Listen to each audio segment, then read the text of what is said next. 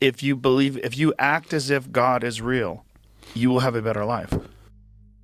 I don't know about you guys, but I have been waiting for this for a long time. Andrew Wilson, host of The Crucible, finally stepping into the Joe Rogan Experience. In this video, we're diving into a couple key clips. The full video, they get a lot deeper into what's been going on, like in Minnesota. But honestly, that's not even the most important part. What hit me hardest is their breakdown of the difference between just being nice and actually being truthful or kind. I genuinely believe the ideas they unpacked are the solution, not just for our personal battles with depression, aimlessness, and finally getting our shit together, but for the country as a whole. It just seems like the chaos keeps spreading. Let's get into it. Being kind is one of the most important values that human beings can ever possess if you want to live in a productive and healthy community. Completely agree. And I think that kindness, I make a delineation between kindness and niceness, because I think it's often kind not to be nice. Right. But I do think that you can be nice and it may not be kind. Right. And so that's true. So I make a delineation between those things. I don't think that kindness, though, has much variance.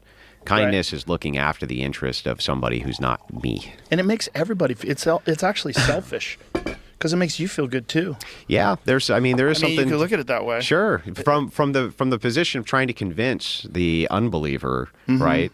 Appealing to their self-interest may not be the worst idea. Right. You know, appealing to has the lack of community and let's just assume for a second. Let's just assume it's all bullshit and it's all nonsense. Every bit of it is just totally made up. We just made it up, right? But we all acted as though it was true. If it's the case that your whole framework is that we just want a society that really works well and does the best it can possibly do for everyone, then shouldn't you, by your own framework, just pretend it's true? Right. Yeah. Shouldn't you just act as though it's true anyway? Jordan Peterson had a very good point about that. Yeah. About believing in God, that if you act as if God is real, you will have a better life. Like it works. It really does work. Almost like a universal truth. Yeah, it's very fascinating. It's fascinating that people that are self-professed atheists and people that think of themselves as too intelligent for religion won't acknowledge that. They don't want to believe that. And so many of them that I know that are self-professed atheists are some of the most miserable people. They're very depressed. A lot of them are on psychiatric medications. A lot of them are in therapy. A lot of them are really fucked up. They're almost cursed. If you've been addicted, you know exactly what he's talking about. The idea of being cursed hits deep because when you don't have a North Star, you aren't just lost. You're miserable. That misery is the fuel for the fire. We all can see what's happening around us, and from the outside looking in, one could argue it's all stemming from individual chaos we all are inviting into our own lives. If there's one thing I've learned through life and all my research is to grow up, to get sober, and even to stay sane, you have to root your life in truth. Not your truth or my truth, but the truth. However hard or brutal it might be. That means we gotta ditch the comforting lies and ideological nonsense that the modern world tries to sell us. In plain terms, if you're serious about life and getting your shit together, you can't afford to stay lost in liberal, relativistic woke thinking that twists reality. Why? Because sobriety demands brutal honesty, and honesty is impossible without truth. Let's talk about why truth is the antidote to the poison around us. Drawing on wisdom from psychology, neuroscience, recovery programs, and even the fathers of the Christian faith. Specifically, look around at what's happening to men in our Western society today. By all measures, young men are struggling. Depression, addiction, suicide rates, it's not in your head. It's real. Jordan Peterson observes that young people, particularly young men, are facing an unparalleled demoralization inculcated by an extremely damaging ideology. In other words, Many modern men have been demoralized, robbed of morale, purpose, and self-respect by the constant drumbeat of certain ideologies in our culture.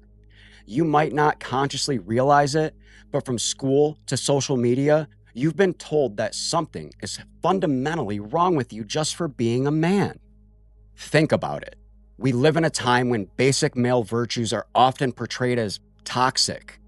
The American Psychological Association even went so far as to claim back in 2018 that traditional masculinity, marked by stoicism, competitiveness, dominance, and aggression, is on the whole harmful. Can you imagine? The message that our young men hear is that being a man in the old-fashioned sense, being tough, independent, protector, it's not just outdated, but it's actually damaging. So society is essentially telling men to feminize themselves to be accepted, to suppress natural qualities and adopt a meek, perpetually apologetic posture. At the same time, feminist narratives in the culture have diminished the value of men and fathers. We've all heard the slogans, implying men are oppressors or even unnecessary. There's magazines out there with articles literally titled, "Are Fathers Necessary?" And there's a book trumpeting the end of men. The subtext is clear. After thousands of years of men building the infrastructure of the world, now we're told, thank you, but we don't need you anymore. It's no wonder so many guys either check out into a prolonged adolescence, the pure Aeternus, or Peter Pan syndrome of men who never grow up, or they become so self-effacing and passive, trying to atone for the supposed sin of being male, that they lose their vitality. Psychologists describe the Puer Aeternus as a man who remains emotionally an adolescent, living a provisional life without commitment, fearing any responsibility or restriction. Does that sound familiar? A lot of us have been there, drifting through life, maybe partying, playing around, avoiding the hard challenges that make us men. Essentially, because we've internalized the idea that our masculine drive is bad or pointless, just going to get us in trouble, yelled at, called a narcissist, or whatever it may be. That's where it becomes absurd. Right. They were corrupt. But Because that's they're not human. because they're human, not because Right. they're Catholic. Right. One of the things that I always try to point out to people, they go, why do you go to church? Like, because when I was younger, I was very cynical about religion. And then I've gotten older. One of the things that I always say is, if there was a pill that could make you as nice as the people that I go to church with, everybody would be on it. Yeah. They are the nicest fucking people you will ever encounter. When we leave Are the they church nice or are they parking lot, kind? they're kind. Yeah, they're kind. Kind and nice. They're all the above. They're like very friendly, happy people. But when you leave the church parking lot, or even when you're entering, they're everybody lets everybody in. It's like no one rushes ahead. It's like you go ahead and then you go ahead. It's like the most self-organized, Sure. most charitable way of exiting a parking lot I've ever experienced in my life. The opposite of a concert. You go to a great concert, everybody's like fucking on everybody's bumper, trying to weasel in. People are honking, fuck you. In church, it's like one person goes, and another person goes, no, you go, wave, and then everybody's fine and everybody's happy. It's like, if you could take a pill that could do that to you, if therapy could do that to you, we should all be on therapy. We should all take that pill. Philosophy can do that for you, because the phenomenon that you're talking about is the me philosophy. And so you're going to church, it's not all about you. Right. And that's why you have those types of interactions with people. Right. Wait, you go to a concert, that's for you. Mm-hmm.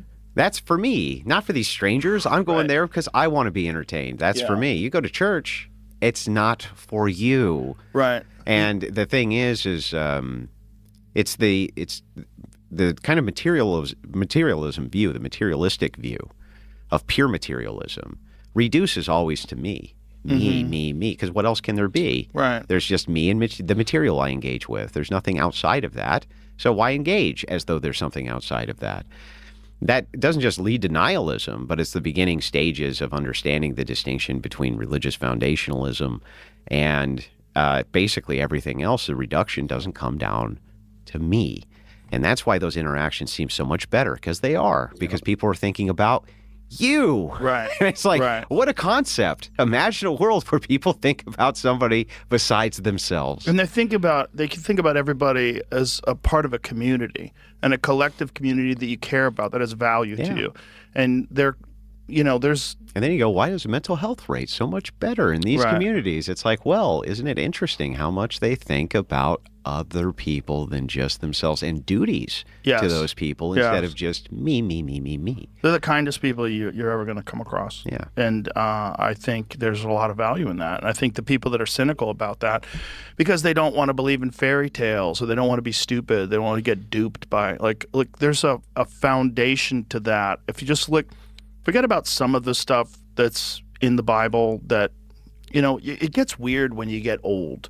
Like you go back into the old stuff because for sure, human beings had some sort of an influence on what was written down and what wasn't written down. But you get just to the teachings of Christ, I can't find any faults in it.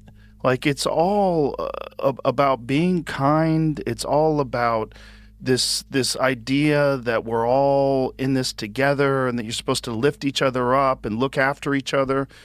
There's no faults in it. It's not like you have to kill the non-believers. It's not like you get to rape and pillage for the non-believers and the infidels must die. There's none of that. That's why Christians believe in objective truth, that there must be objective truth, because otherwise why is most of the world following this as though it's objective truth?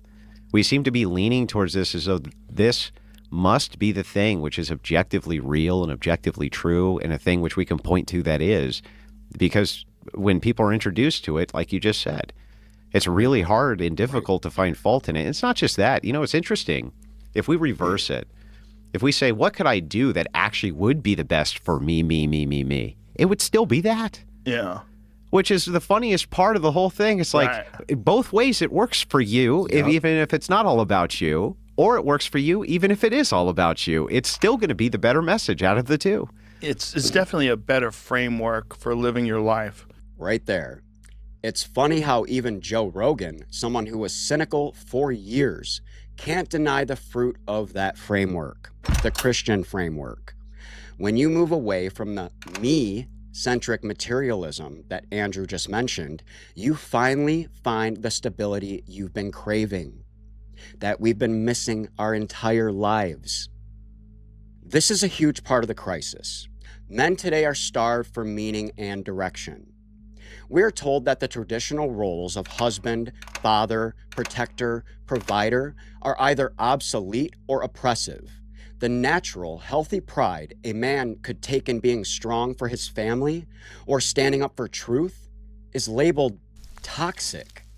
Meanwhile, the alternative offered is some vague utopia where masculine and feminine distinctions just vanish, a sort of androgynous ideal. The trend now is an even more pernicious pro-androgyny agenda that tries to erase the male and female binary. In plain terms, the culture pushes men to act like they aren't men and celebrates when women act like men. No wonder we're confused. My favorite thing about a girl is that she's not a guy. The fallout is everywhere. The union between men and women has become poisoned with suspicion on both ends. Instead of complementing each other, we're out here often set up as rivals or even as enemies. In this ideological climate, many men either withdraw from pursuing relationships, fearing they'll be demonized or rejected and thus labeled incels, or they overcorrect by becoming simps. Don't be a friggin' simp. I'm sure you've seen guys who bend over backwards to appease every political correctness. They're not being kind out of genuine virtue, but out of fear and a desire to be accepted. And I don't say that to mock anyone. I myself have been a simp, I'll admit. But the point is how our egos can trick us into living a lie. A man who secretly resents how he's treated, but afraid to be alone, might plaster on a fake smile and nod along to narratives that he inwardly doubts just to avoid conflict. Living like that in a state of inner contradiction or cognitive dissonance will drive anyone to anxiety or despair, and often into the bottle, drugs, or other vices for relief. Or maybe you go completely insane. It's happened. Let me be clear and state this for the record. I'm not here to blame all our problems on feminism, although they are responsible for quite a bit, or any single movement, but the more fundamental problem is that we as men have been severed from the truth about ourselves and our purpose. Not to mention the entire universe that we exist in. We've been tempted to believe lies, like, maybe I am just worthless or toxic. Or conversely, maybe I should just indulge myself and ignore any higher calling. but I believe both despair and arrogance can result from losing sight of truth. And our society right now oscillates between shaming men and tempting men into comfortable delusion. On one hand, it says, men are the worst, go away. On the other hand, it whispers, just relax and endless entertainment. Just watch this porn, do these drugs. We don't care, just stay distracted. Stay a boy, avoid responsibility. It's a deadly combo for any man's soul. The common thread in all these modern ideologies, whether it's extreme liberalism, postmodernism, feminism, or woke identity politics, or however you label them, it's that they reject objective truth.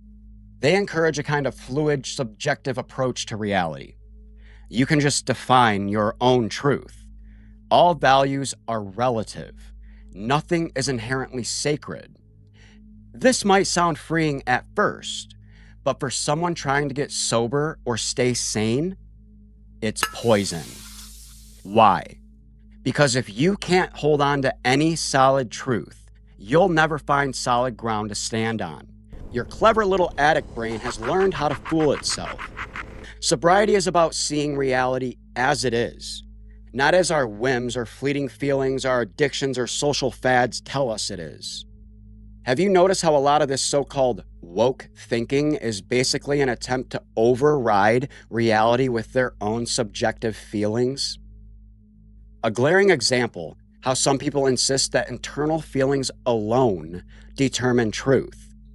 For instance, the idea that biological sex is irrelevant and only self-declared gender identity matters. It's a belief that our own mental assertion trumps physical reality. Bro, it's modern sophistry, essentially claiming we can remake reality in our image. Do you see the hubris there? It's the oldest lie in the book. Literally. Ye shall be as gods. When we act like our subjective whims, our feelings, are the ultimate arbiter of truth, we are effectively worshiping ourselves as gods. The subjectivism isn't just in gender issues. It pervades morality and ethics too. Modern sophists, and there are many in academia and media, will argue that there's no absolute right or wrong. It's all relative to your perspective and culture. They'll say that what matters is your narrative, your truth. But for someone in addiction or mental chaos, this is disastrous. It enables endless rationalization and denial. When I was stuck in addictive behavior, I became a master sophist, a freaking thought ninja, always convincing myself that I was fine, that I deserved another drink, or that my drug use was just a personal choice, that I was harming no one but myself. I told myself stories to justify my worst habits and blocked out the rest. And our culture will happily feed those stories. They'll feed those delusions. Do whatever makes you happy. Who is anyone to judge? Shit, mental illness almost became like your superpower. And Andrew points this out in the video as well. Deep down, I was miserable, and I remained miserable until I was willing to smash those comfortable lies with hard truth. As Dr. Peterson puts it, it is deceit that makes people miserable beyond what they can bear. It is deceit that still threatens us most profoundly today. Living in lies, whether personal lies or collective ideological lies, warps our soul. He writes that lies warp the structure of being. Untruth corrupts the soul and the state alike, and one form of corruption feeds the other. In other words, when you or I live dishonestly, we weaken our character, our soul.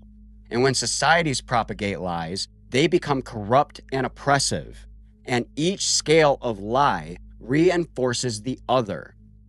We end up in a world where the very institutions that we're supposed to trust, like the media, universities, and obviously there's corruption in our government, they echo and amplify the falsehoods that individuals cling to and build their lives and decisions around. Think about how much nonsense we're expected to nod along with these days, just to avoid being ostracized or worse. It's gotten to the point that telling obvious truths can get you attacked as a heretic or a bigot. This was foreseen long ago. The Desert Father, St. Anthony the Great, said, "A time is coming when people will go mad. And when they see those who are not mad, they will attack them saying, 'You are mad. You are not like us.'" And isn't that exactly what we see with cancel culture and ideological witch hunts today? If you don't go along with the woke delusions of the day, people pounce on you as the crazy one. Up becomes down, insane becomes normal. We truly live in a period of widespread madness where saying 2 + 2 = 4 can equal fascism. For a man seeking sanity, strength, this means you must have the courage to step away from the madness. Stop agreeing to lies just to fit in. Stop mouthing woke slogans that in your gut you know are false. Whether it's about human nature or blaming all your problems on society, relationships, or whatever. Stop hiding behind relativism, claiming something is true for me, when deep down you know it's just an excuse to opt out of accountability. Part of you might fear being alienated, bigoted, or labeled not cool if you reject these fashionable ideas. But what good is social approval if you remain internally divided and ill? Remember, there is a direct link between lying and suffering. Peterson said it bluntly. If you betray yourself, if you say untrue things, if you act out a lie, you weaken your character. If you have a weak character, then adversity will mow you down. You will hide, but there will be no place left to hide. And isn't that exactly what happens with addiction? We hide from reality, maybe blame others or blame society or invent excuses. And then we seek refuge back in our substance or behavior of choice. Seems like no matter where I go, I'm always there. So eventually there's nowhere left to hide. Reality, the bill collector, the liver failure, the ashes from all the burnt bridges and estranged loved ones, whatever form it takes, kicks down your door. And then we truly find ourselves in a dark place, maybe doing terrible things we never thought we would sink to, all in service of maintaining our lie. One specific lie that modern ideology loves to tell, and it's very seductive, is the victimhood narrative. Certainly real victims exist in life, and compassion for them is good. But what I'm talking about is a habitual mindset where you cast yourself as the perpetual victim of outside forces. Like you're the victim and the hero, while everybody else is the villain. The woke, liberal ethos often encourages people to locate sources of all their suffering in some external oppression. I'm depressed because of capitalism. Or, I drink because my father is mean. or I can't get ahead because those people are keeping me down. listen, life can be unfair, and others can do us harm. But if you cling to a victim narrative, you give away your own power to change and to defend yourself. We call this learned helplessness. Psychiatrist Dr. Anna Lemke, an expert on neuroscience of addiction, noticed a recurring pattern in her patients. She observed that patients who tell stories in which they are frequently the victim, seldom bearing responsibility for bad outcomes, are often unwell and remain unwell. They are too busy blaming others to get down to the business of their own recovery. This hits hard because it's the objective truth. As long as I was blaming everyone and everything for my problems, I made zero progress towards getting better. In AA, they say, we are as sick as our secrets. But I take it a step further. We are also as sick as our excuses. I had to learn the hard way that even if I didn't choose all the bad things that happened to me, I still had to choose to overcome them. No one else can do your push-ups for you in the gym. Nobody else can quit dope for you, and nobody else can put the bottle down. For a long time, I rejected the first rule of AA, the admission of powerlessness. I used to say prideful shit like, I can't get down with AA because I don't even believe in a power that's greater than myself. Which, if you don't know, completely rejects rule number 2. I refused to admit powerlessness because it felt like admitting weakness. And honestly, I thought that was contradictory to the message of strength I wanted to give you guys. But I have a theory now that honestly, I don't know if I would have seen it without Christianity, but it's less about weakness and it's more about the mechanics of free will. Think about it. Until we are made aware of our habits or the immorality of our actions, we actually have no free will to change them. You can't fix a ghost in the machine if you don't even know it's there. Think about that one person you know who constantly interrupts people. You finally snap and tell him, bro, that's annoying as hell, stop cutting me off. And they look at you like you just shot their puppy. And they aren't faking it. They genuinely had no idea they were doing it. Until that moment of brutal honesty broke through and shattered the glass ceiling. They were a slave to a habit they didn't even acknowledge. The same goes for our triggers and our childhood trauma. We think we're choosing our reactions, but really, we're just running old, broken software. Recovery starts when you stop being a victim of your own unconscious programming and start the work of waking up and freely choose to chase the ultimate good. But anyways, that's for another time. The Alcoholics Anonymous literature emphasizes rigorous self-honesty.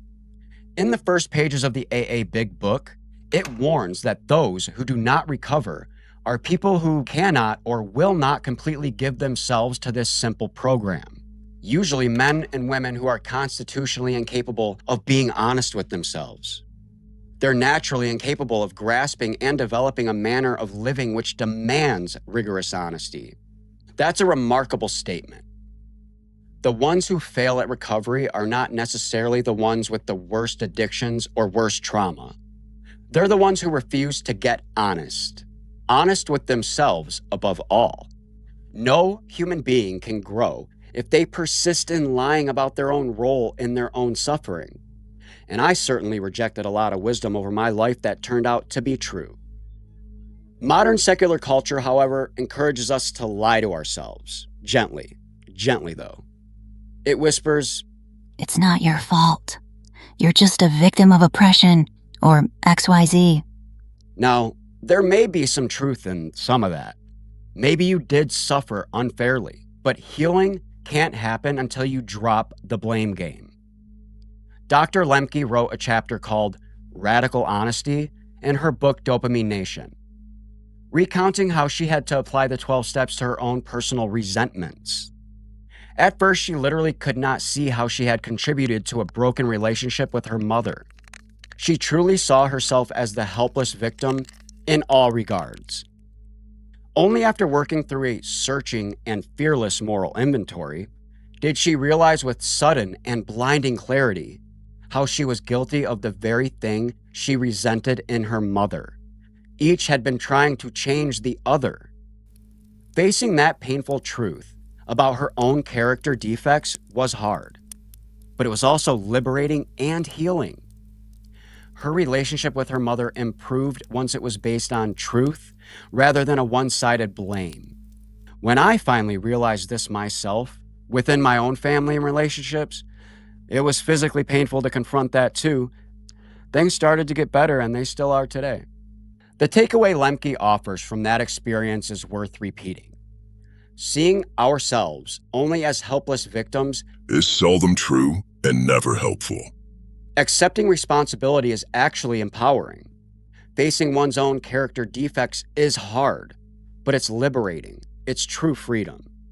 This is psychological truth, but I'd say it's also a spiritual truth that's been recognized for ages. No wonder one of the core principles of Christian repentance is confessing, I am chief of sinners, not I am victim of others. The paradox is that by owning your own faults and sins, you gain power, with God's help, to overcome them. But as long as you deny or excuse them, they own you.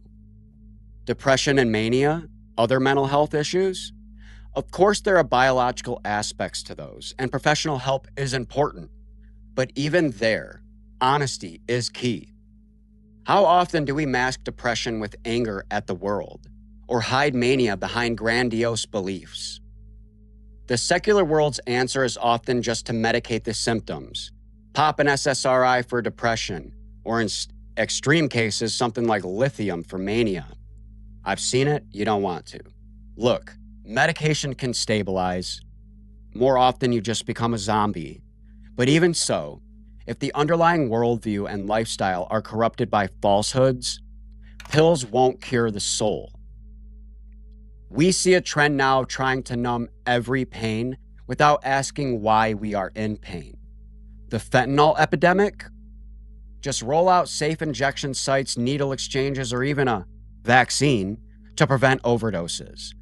Yes, researchers have been working on a fentanyl vaccine to block its effects. A biochemical band-aid for the wound of addiction. Meanwhile, the spiritual void and social decay that lead people to drugs remain unaddressed. It's like treating lung cancer by giving the patient an oxygen tank so they can keep smoking. Insane, right? Our society is so uncomfortable with moral or spiritual truth that it would rather develop 100 new coping mechanisms than just say, stop living in sin and lies.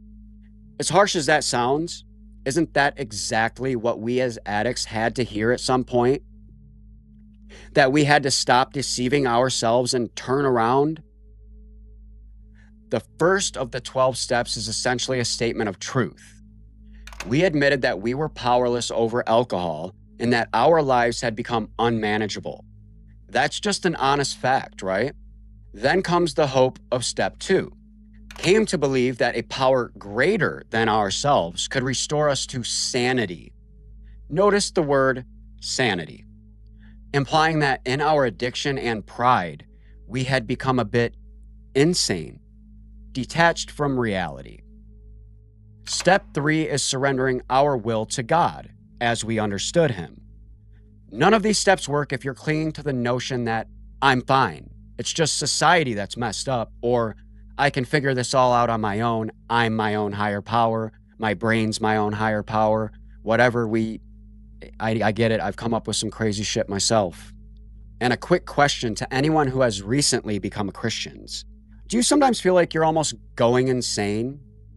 Then you kind of realize that you're actually becoming sane, getting a taste of sanity?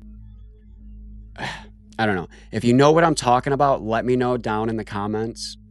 Sobriety is built on truth. There is no way around it.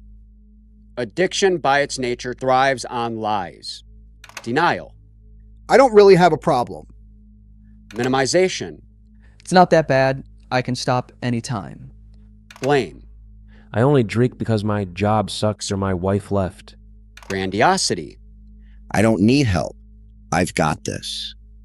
Recovery, by contrast, thrives on truth. Admission, acceptance, accountability, humility. So if you want to get clean and stay sane or get your shit together, embrace rigorous honesty like your life depends on it. Because it does.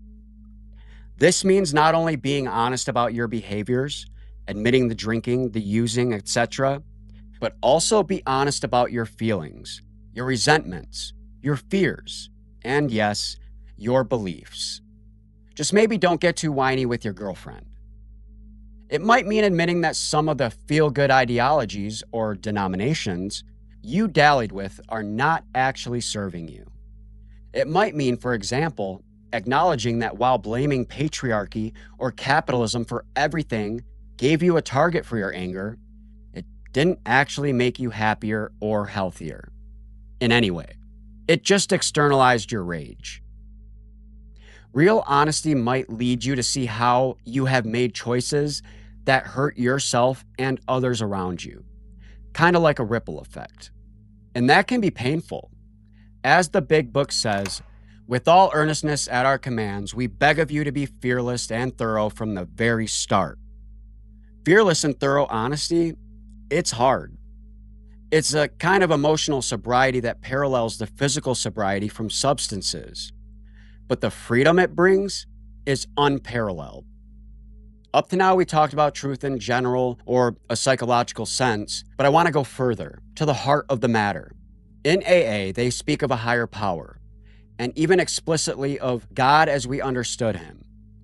In the Orthodox Christian faith and all traditional Christianity will tell you this: truth is not just an abstract concept. Truth is a person. Christians believe in Jesus Christ as the Logos, divine reason or word through whom all things were made, who is truth itself. I am the way, the truth, and the life, he said. Whether or not you are religious, consider what that means. It means the ultimate truth is alive, loving, and liberating. When you seek truth honestly, you're ultimately seeking God, whether you know it or not, because all truth flows from one divine source. Modern secular ideologies have largely rejected God, but they haven't eliminated the need for God. Father Seraphim Rose, an Orthodox monk, who's awesome, by the way, wrote about the modern spiritual crisis. He said that when society abandons the true God, it doesn't become neutral. It falls into false absolute. He described nihilism as the core philosophy of the 20th and now 21st century. Nihilism, the belief that there is no absolute truth, that all truth is relative, has become, in our time, so widespread, it has entered so deeply into the minds and hearts of all men living today that there is no longer any front on which it may be fought. The motto of this worldview, he said, was expressed by Nietzsche. God is dead. Therefore, man becomes God and everything is possible. Think about that. When people reject any higher truth, saying God is dead, they don't end up with no gods. They tend to make themselves gods, imagining they can do anything or be anything. This man becomes God delusion is exactly what we've been talking about. The subjective self trying to dictate reality, whether it's your identity, your morality, or even the laws of nature. It's a sophist's dream and a sane person's nightmare. Because if each person is a little god in their own truth, society becomes a battleground of competing fantasies, and objective reality gets trampled in the process. No wonder we feel like we're on the brink of insanity as a culture. Seraphim Rose warned that modern man cannot come to Christ fully until he is first aware of how far he and his society have fallen away from him. Essentially, you have to confront the nihilism within yourself and in the world. In his view, the nihilism of our age exists in all, and those who do not, with the aid of God, choose to combat it, are swallowed up in it already. We've been brought to the edge of the abyss of nothingness.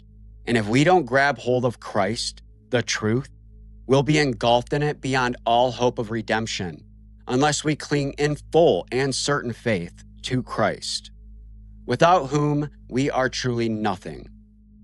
Strong words, but he walked that path himself. From being a depressed atheist drowning in alcohol to becoming a radiant, sober monk. So what's the alternative to this nihilistic we are gods lie?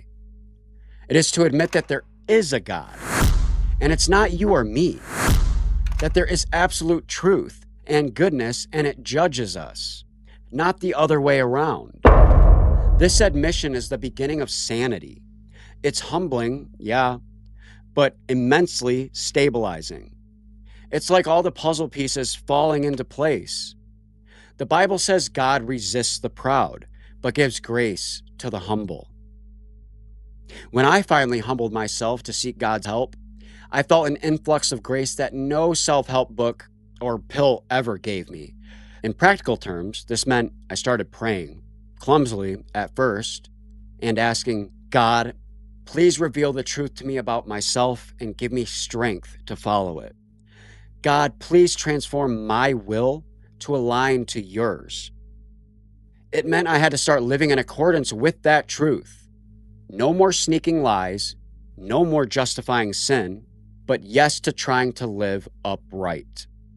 It's a journey and I stumble.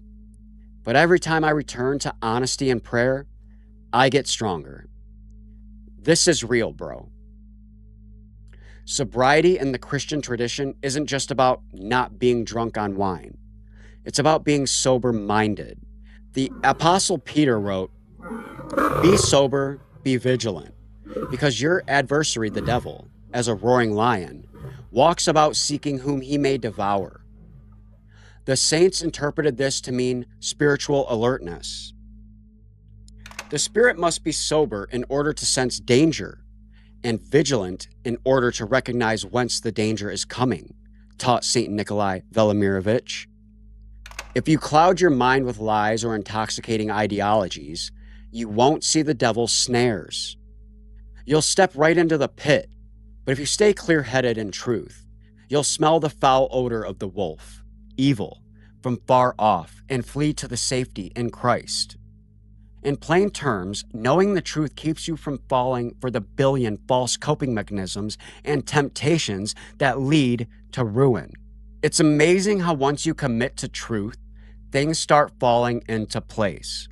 It's like turning on a light in a messy room. You can finally navigate without stubbing your toe on every obstacle. Jesus said, "You will know the truth, and the truth will set you free." That is not just a nice slogan. It's reality.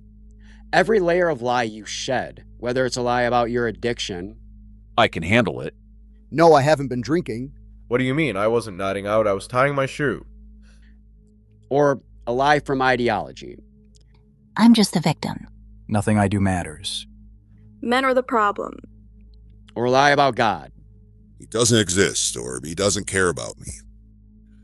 Each lie you drop and get rid of is a chain off your soul, and you experience more freedom, which in turn lessens the urge to escape through other substances or destructive behaviors.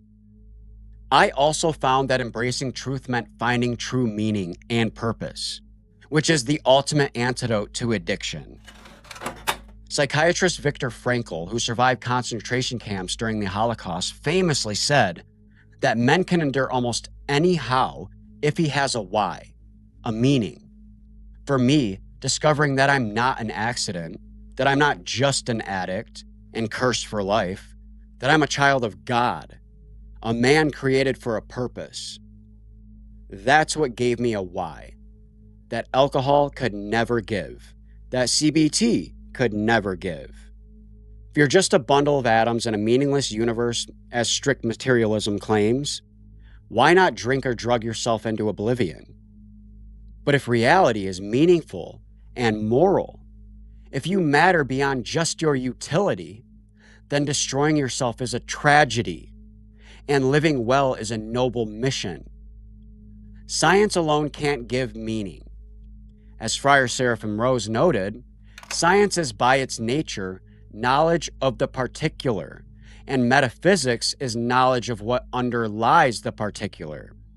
Science can tell us how alcohol affects neurotransmitters, dopamine pathways, but it can't tell us why you should be sober.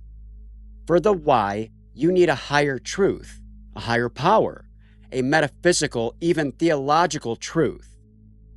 I believe that truth is found in God, in the Logos, the rational principle that orders the universe and our hearts. Now, I'm not saying you must convert to orthodoxy overnight, but I urge you to seek that higher truth honestly. Don't be like the postmodern thinkers who sneer at faith without actually understanding it. The irony is, as Friar Rose pointed out, logic cannot deny absolute truth without denying itself. The logic that sets itself up against Christian revelation is merely the servant of another revelation, of a false absolute truth, namely nihilism. In simpler terms, rejecting God isn't being neutral and logical. It's usually bowing to a different belief system, often one that leads to emptiness, by the way. I used to dismiss the Bible as superstitious, but when I actually read it with an open mind and a foundational, an orthodox mindset, I found profound psychological truth in its pages, endless insight. For instance, Christ teaching that everyone who sins is a slave of sin hit me hard. Addiction truly is slavery to sin. And blessed are the pure in heart, for they shall see God. Made sense. Only when I started cleaning up my life could I perceive the divine presence of goodness around me. And if you want to check out a video I did on sin, it gives a whole breakdown of how sin is the ultimate hack to a better life. So if you're still here, where does that leave us? Well, it comes down to a choice that only you can make for yourself. Do you want to live in reality or in comfortable delusion? To get sober, you already know you must choose reality. No more wishful thinking that you can moderate drug use. No more false friends who encourage your denial. And at a deeper level, no more subscribing to a worldview that says there is no real truth, no consequences. You've seen where that path leads, to emptiness, to being comfortably numb at best or suicidal at worst.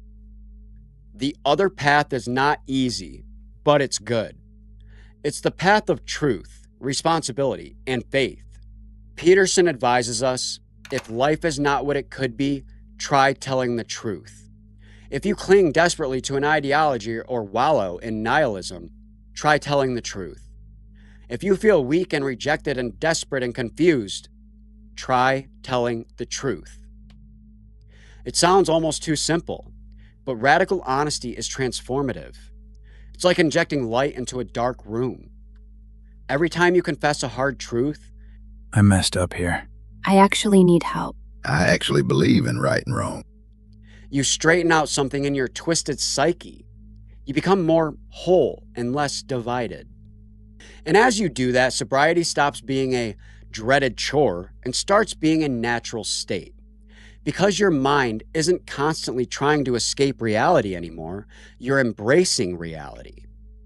In a way, that's what sobriety really means, not being drunk on illusions. The Church Fathers often use the term sobriety to mean freedom from delusion. There are treatises on sobriety and prayer that talk about guarding the mind from passionate fantasies and lies. That kind of inner sobriety goes hand in hand with outer sobriety, not abusing substances. When you have both, you feel a peace and clarity that you might never have thought possible. Does this mean that all your depression and anxiety magically vanishes? Not necessarily overnight. Healing is a process. But it does mean you'll have a rock to stand on when the storm comes. The rock of truth gives you stability. Instead of swinging between manic overconfidence and depressive self-loathing, which often come from lies we believe about ourselves or life, you gain a more stable, humble self-image. I'm a flawed man, but a beloved son of God, capable of doing good with his help. And that kind of balanced truth inoculates you against extreme mood swings. You neither think too highly of yourself, prideful delusion, nor too lowly, despairing delusion. But you see your real self, both the weakness to improve and the potential dignity you have. Mania often involves racing thoughts and maybe grandiose plans. One way to combat that is to anchor yourself in simple truths and duties. Don't chase 10,000 ideas at once. Ask, what is true and what is my duty right now? Ground yourself in truthful routines, Sincere prayer, meditation, helping others in recovery, exercising your body, that's the truth of physical discipline. They keep you moored to reality when your mind wants to take off. Likewise with depression, the fog of depression often whispers lies like nothing matters or it's hopeless. By now you know what I'm going to say. Challenge that with truth. Maybe you don't feel like life has meaning, but objectively, your life does matter. To your friends, to me, to God who created you for a reason. Sometimes you have to speak that truth to yourself, even when your emotions are in mutiny. Over time, truth has a way of healing emotions too. And I'll wrap this up with a little word of encouragement. You don't have to navigate this alone. Surround yourself with people committed to truth. In AA, they say, stick with the winners. Those are the folks who are staying sober through rigorous honesty and helping others. Find a mentor or sponsor who won't bullshit you. Find a spiritual father or a solid priest who actually believes in objective truth. Community is crucial because while the truth sets you free, sometimes you need others to help point out the truth when you can't see it for yourself. In the Orthodox tradition, we practice confession not because a priest forgives, God forgives, but because saying our failings out loud to an honest witness keeps us accountable and humble. It's hard to lie when you have someone lovingly challenging you, just like a sponsor will call you out if you start rationalizing a slip-up. Remember that the powers of darkness, whether you view that metaphorically as a negative thought pattern or literally as demonic influences, thrive in confusion and lies. They want you to stay either numbed out or raging at phantoms, yelling at the clouds per se. Don't give them that foothold. The New Testament tells us to put on the belt of truth as part of our spiritual armor. A belt holds everything together. Truth has that function in your psyche. It holds your morals, your plans, and your identity in the right place. You may stumble, we all do. But every time you get back up and realign with truth, you grow stronger. There's a beautiful promise in the Orthodox Church. Acquire a spirit of peace, and thousands around you will be saved. One might also say, acquire sobriety and truth, and countless others will be helped by your example. When you break free and live in the light, you become a beacon for other men who are lost in the same fog. And bro, does our world need good men, good God-fearing men now? Step up. So take heart. Reality is on your side. Because reality is truth and truth is God.